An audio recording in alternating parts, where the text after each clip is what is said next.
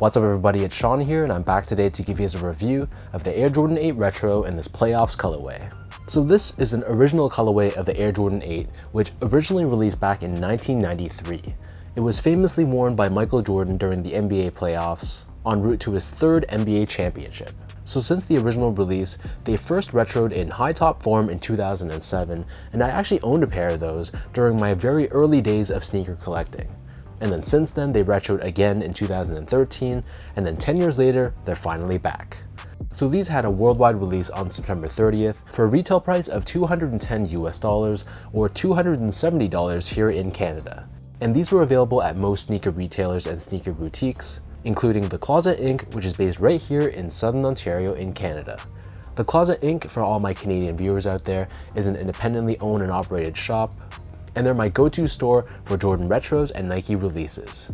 So if you guys are curious to learn more about them, I've linked their social media, their website, all that good stuff down below. So check them out, support the independent shops, and be sure to tell them that I sent you.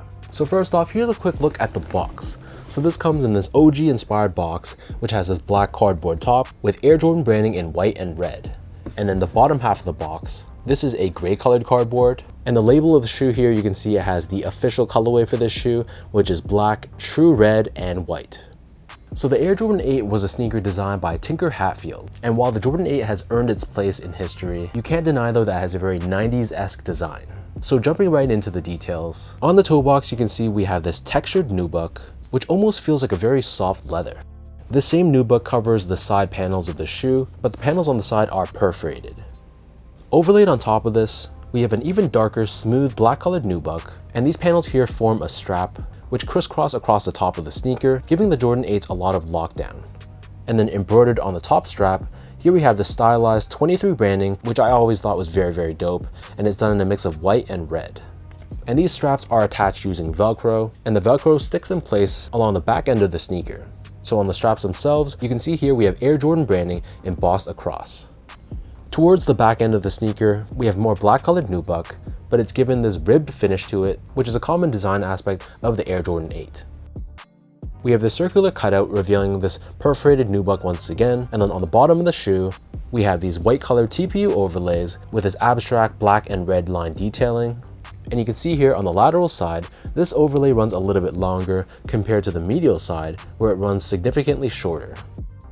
So when you open up the straps, underneath this, here you can see the laces. So these come with a flat style black colored lace, and then underneath the laces, we have this neoprene inner booty, which is this one-piece sock-like fit, which gives the shoe more of that secure and lockdown feel.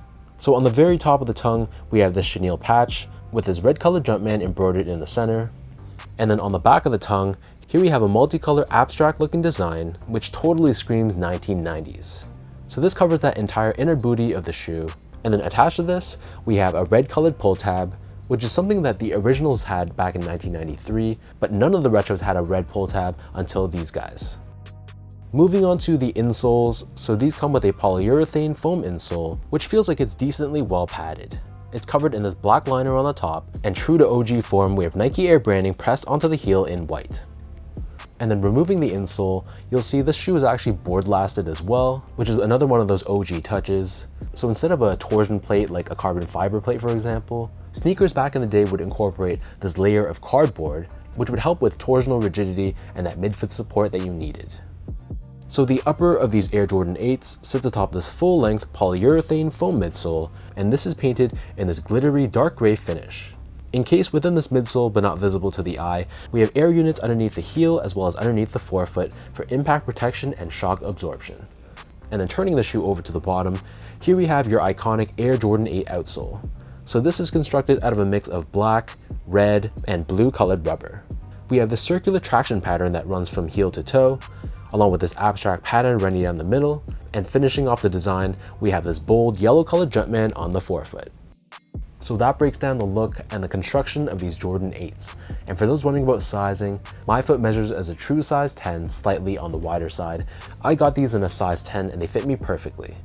I feel like if you have a really narrow foot and you like more of a true snug one-to-one fit, you might be able to get away with going a half size down, but I feel like for the majority of people out there, sticking true to size in the Jordan 8s is probably the best bet. In general, this is a very snug, very secure, and very bulky feeling sneaker. I didn't really feel that they ran really long, and that neoprene inner booty really gave my foot more of that snug one-to-one feel. So to me, going true to size fit me perfectly fine. Moving on to the comfort, so the Jordan 8, like I just mentioned, is a very heavy, very clunky, and it's a pretty unbreathable shoe as well. And unfortunately, the underfoot feeling isn't much better. Honestly, it feels pretty firm. There's not too much from a softness and step and comfort perspective. Probably it's just a matter of really breaking in the shoe, but honestly, this is not going to be a shoe that I'm going to be wearing that much. Finally, in terms of the quality and the craftsmanship, so first off, material quality, I wasn't mad at it whatsoever. The nubucks that they use, I thought they were pretty solid. It wasn't the best materials I've ever seen, but for a mass-produced general release Air Jordan, it honestly wasn't that bad. And from a build and craftsmanship standpoint, my pair at least was very well done. The stitch job was really well done. The paint job was good. There weren't any obvious glue stains that I could see. So again, for a mass-produced GR, I came away feeling pretty impressed with how these were in person.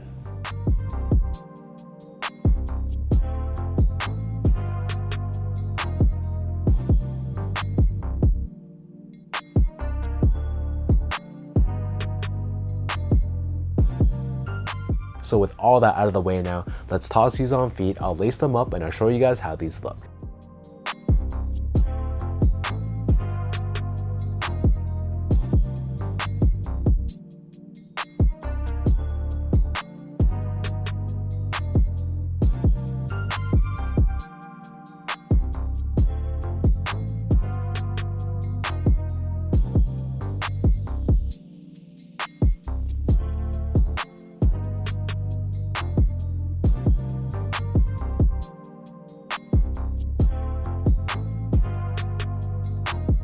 I feel like in today's sneaker landscape, the Playoff 8s aren't really going to be a shoe that's that easy to pull off. Nowadays, what's in style are lightweight, comfortable running shoes. That's why Asics and New Balance, for example, have really seemed to be dominating the market.